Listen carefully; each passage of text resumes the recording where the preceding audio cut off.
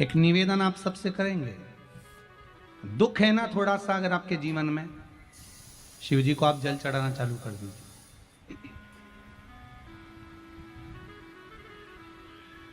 शंकर भगवान को आप जल चढ़ाना प्रारंभ कर दो। अगर दुख है ना जीवन में, शिव जी को जल चढ़ाना प्रारंभ कर दो। और एक निवेदन और करेंगे, अगर दुख समाप्त ही नहीं हो रहा है, कोई बीमारी एक पूरी होती है दूसरी लग जाती है, दूसरी बीमारी पूरी होती है तीसरी लग जाती है, तीसरी बीमारी पूरी होती है चौथी लग जाती है, श्री शिवाय नमस्तुभ्यं। हर हर कुछ महादेव। प्रॉब्लम चली रही है, तो एक जल के पात्र में जल लीजिए, कलश लोटा पानी का भर लीजिए और उस पात्र में चावल के 2 दाने डाल लीजिए, अक्षत के 2 दाने डालिए। घर में से लेकर जाओ, थोड़ा सा जल बेलपत्री के वृक्ष के नीचे डाल दीजिए, थोड़ा सा जल पीपल के वृक्ष के नीचे डाल दीजिए और थोड़ा सा जल या तो आंवले का पेड़ मिल जाए या शमी का वृक्ष मिल जाए, शमी का वृक्ष मिले या आंवले का वृक्ष मिले, उसके नीचे डाल दीजिए। 3 जगह पर अगर कोई बीमारी ऐसी हो गई कि वो समाप्त नहीं हो रही, बड़ी बड़ी तकलीफ, मतलब एक बार दवाई अगर चालू हो गई तो दवाई बंद ही नहीं हो रही है, तो उसके लिए आपको 3 जगह पर जल चढ़ाना प्रारंभ कर दो। मात्र एक हफ्ते से ज्यादा चढ़ाना भी नहीं पड़ेगा।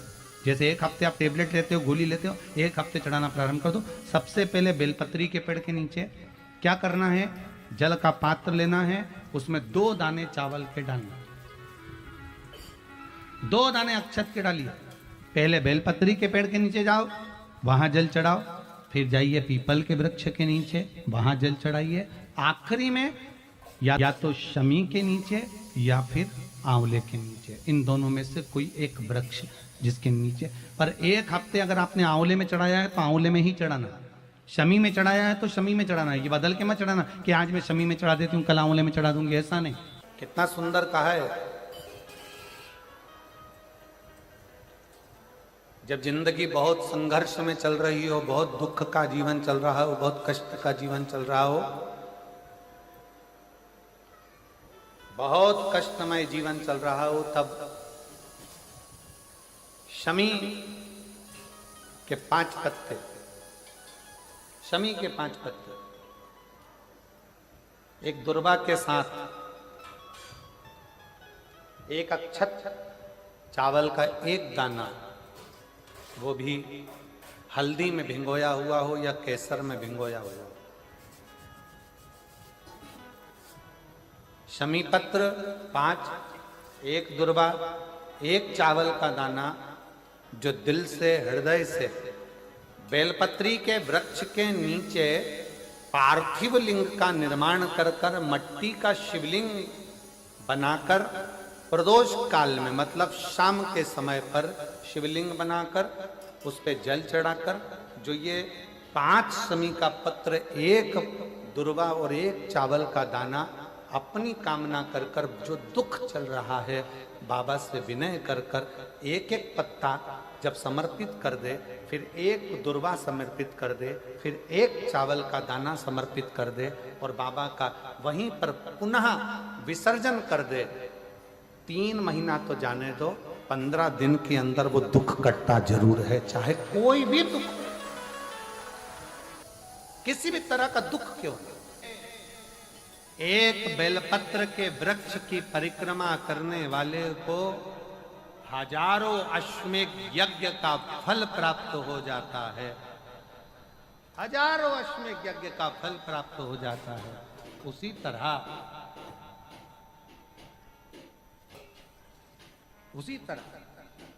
एक पार्थिव लिंग का निर्माण करने वाले को, मिट्टी का शिवलिंग का निर्माण कर कर पूजन करने वालों को 12 ज्योतिर्लिंग के शिवलिंग के दर्शन का पुण्य फल प्राप्त। जो इंद्रियां हैं, इन 11 इंद्रियों में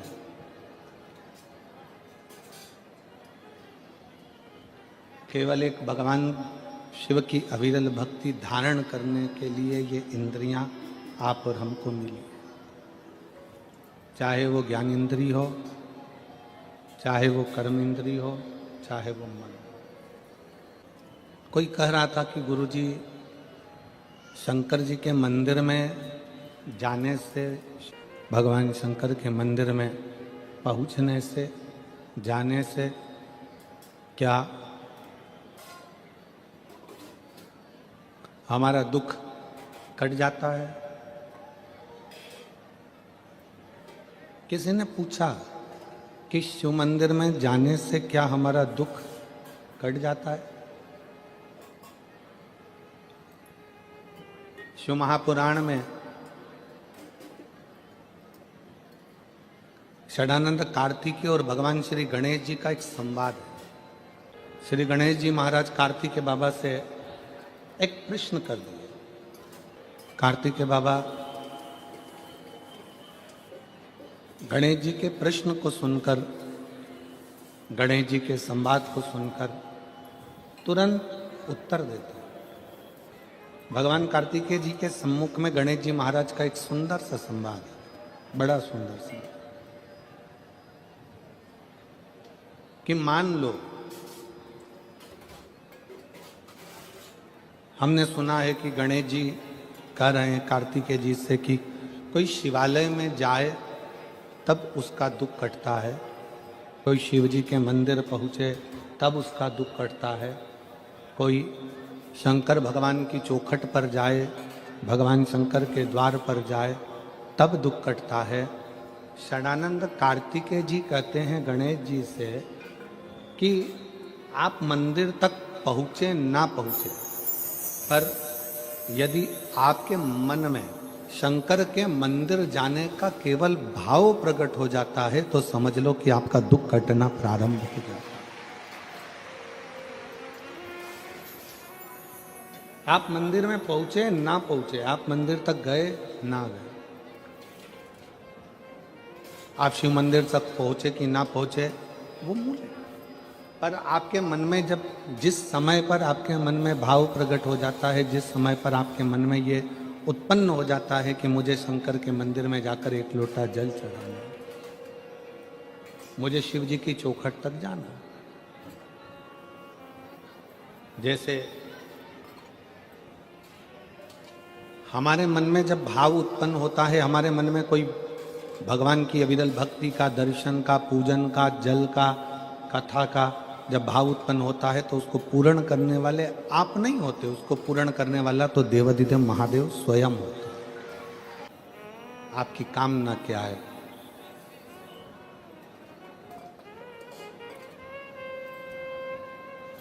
शिव महापुराण एक कल्प वृक्ष है। कल्प वृक्ष का मतलब क्या होता है? जिसके नीचे बैठकर जो कामना करी जाए वो पूर्ण होती है। यहां कोई दूसरा नहीं है।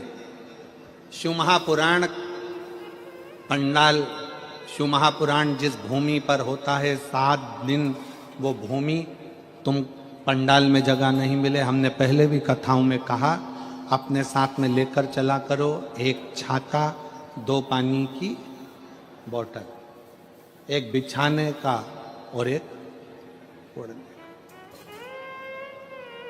2 पानी की बोतल किसके लिए है? एक अपने लिए, एक अपनी अड़ोसन पड़ोसन पीछे वाली धड़ोसन के लिए। उसके अपन किसी को कुछ नहीं दे सकते, अपनी पड़ोसन को थोड़ा सा पानी तो पिला सकते हैं। पंडाल में किसी का मुख झूठा करा देना, समझ लेना कि भोलेनाथ ने तुम्हारा भंडार खोलना प्रारंभ कर दिया। किसी का मुख झूठा करा देना, एक जरा सी टॉफी खिला दी, कोई ने बिस्कुट खिला दिया, कोई ने कोई सामान घर से बना कर लिया है, कई लोग पूड़ी लाते हैं, कोई चाय पिलाता है, कोई कॉफ़ी पिलाता है, कोई दूध पिलाता है, कोई सामग्री लाता है, रात दिन लोग सेवा करते।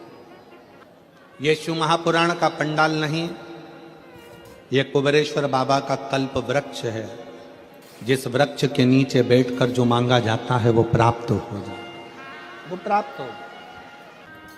आप सब बैठकर जो भगवान शंकर की अविरल भक्ति करते हो, भजन करते हो, स्मरण करते हो, कीर्तन करते हो, ये उसका रास्ता। किस रूप में शिव यहाँ आते हैं, किस रूप में भोलेनाथ यहाँ बैठकर कथा का रस तत्व ग्रहण करते हैं, किस रूप में भगवान शंकर कथा का वाचन करते हैं, किस रूप में भगवान शंकर कथा करवाते हैं, ये वही जान सकते। शिव कथा कर रही है। कनक कुंडला, रत्नभद्र, यक्ष दोनों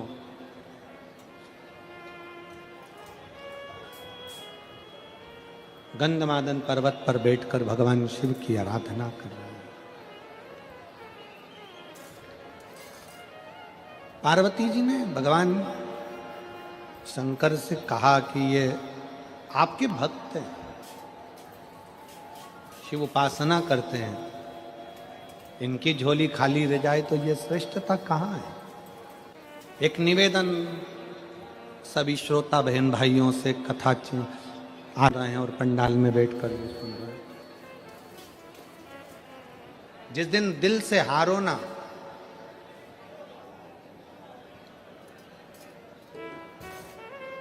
थोड़ी तकलीफों में अगर घिर जाओ, तकलीफें आ जाएं, कष्ट आ जाए, तकलीफें जिस दिन तुम्हारे भीतर बहुत ज्यादा मात्रा में आ जाए, उस दिन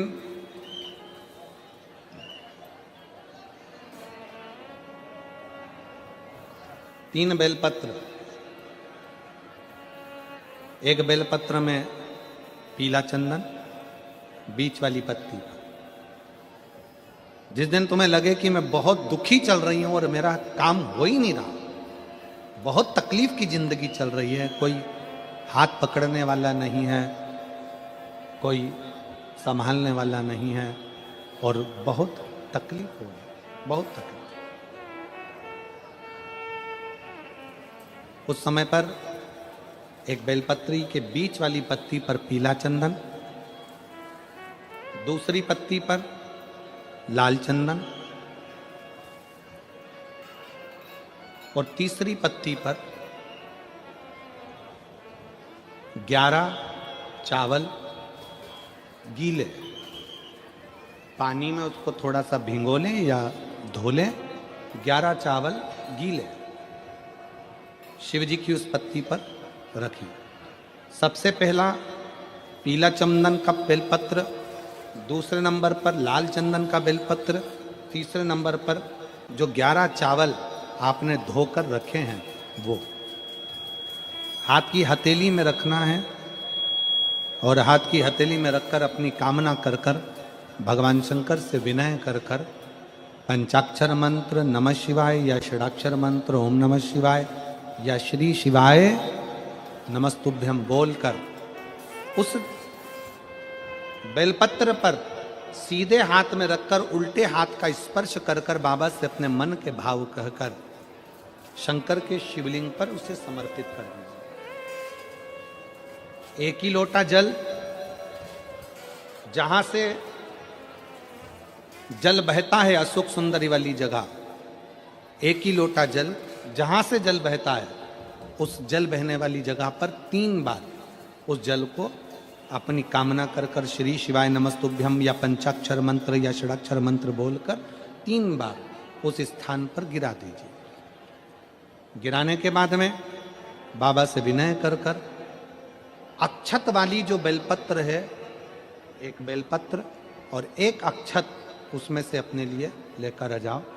उसको 2 महीना 3 महीना अपने घर में रखिए। जितना भी दुख है धीरे धीरे बाबा समाप्त कर कर खुशियां घर में लेकर आता ही है। दुख समाप्त होगा, खुशियां घर में आएगी। दुनिया का सबसे बड़ा डॉक्टर है मेरा देवाधिदेव महादेव, और दुनिया की सबसे बड़ी दवाई है तुम्हारा विश्वास, तुम्हारा भरोसा। ये दुनिया की सबसे बड़ी दवाई है। जिस दिन तुम्हारा भरोसा, तुम्हारा विश्वास प्रबल हो जाएगा, उस दिन शिव तत्व अपने आप प्राप्त हो जाएगा। शिव शिव है, देगा मुझे बाबा। कनक कुंडला ने अपने पति रत्नभद्र से कहा कि मुझे मेरे शंकर पर भरोसा, और मेरी जीजियों मेरे जीजाओं, मेरी बेटियों, बेटाओं, मेरी माताओं, सूरतिया लालाओं, सूरत के रहवासियों, गुजरात की पवित्र भूमि पर रहने वाले मेरे दशंकर के अंश रूप आप सब, शिव महापुराण की कथा में दिखावे के लिए मत जाना। और जगह पर होती होगी कि वहां लोग दिखाने के लिए जाते होंगे। शिव महापुराण की कथा कभी दिखावे के लिए ना तो होती है ना होना। दिल से सुनो, दिल से कहो, दिल से सुनो और दिल से कहो। जब आप दिल से सुनोगे और दिल से कहोगे तो वो सुनेगा। कैसे ना सुने?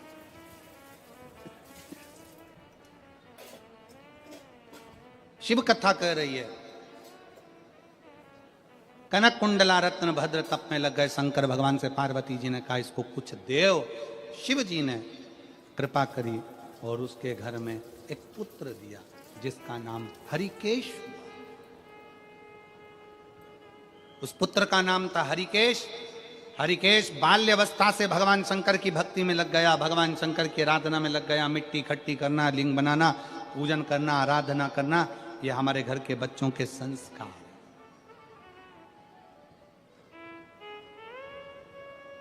और संस्कार बहुत जरूरी है। शिव महापुराण की कथा कहती है बेटा एक कुल को तारता है और बेटी दो कुल को तारती है। बेटी जन्म ले तो गौरान्वित होई है। बेटी जन्म ले तो गौरान्वित हुई है, बेटी दो कुल को तारती है।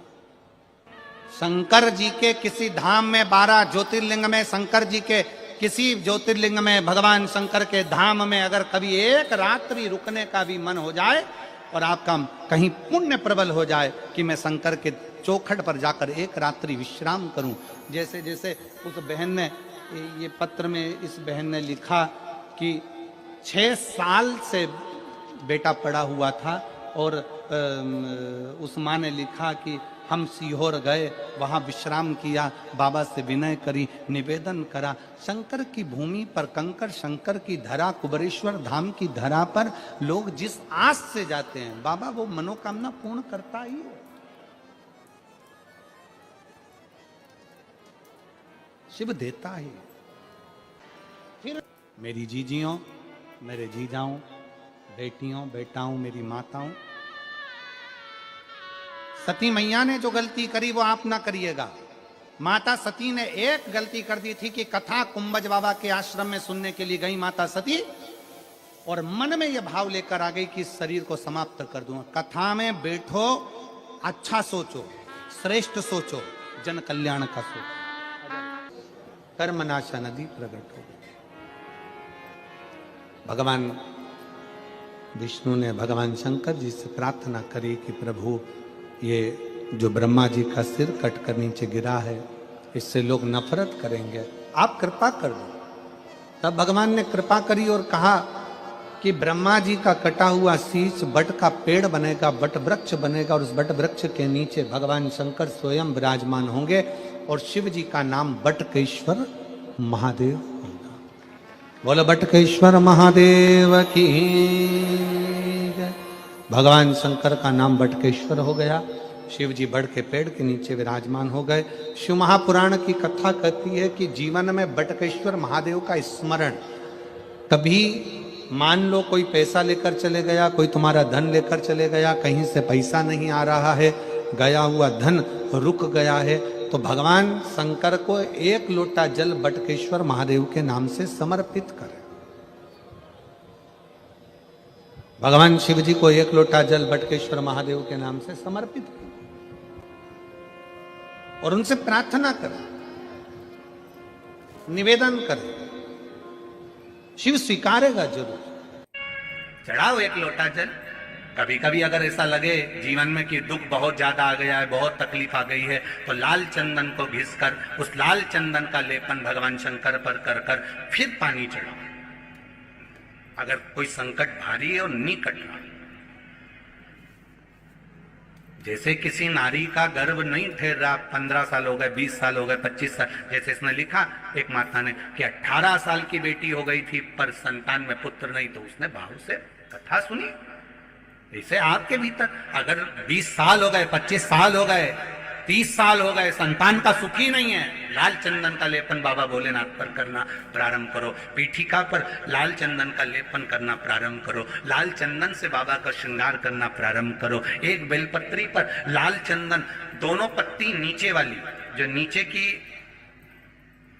नीचे की जो 2 पत्ती होती है, इस पे लाल चंदन और बीच वाली पत्ती पर पीला चंदन लगाकर बाबा के शिवलिंग को समर्पित करिए। बाबा से प्रार्थना करिए, रोज प्रार्थना करो। परंतु एक बात का स्मरण रहे, 25 साल हो गए, 20 साल हो गए, 30 साल हो गए, संतान नहीं, तो पहले जल से अभिषेक कराना, अभिषेक कराकर जल का आचमन करने के बाद हाथ को खासा करना, धोना, उसके बाद में फिर वापस बाबा का स्नान कराओ, फिर चंदन का लेपन कराओ, फिर 1 लोटा जल चढ़ाकर बाबा का स्नान कराओ।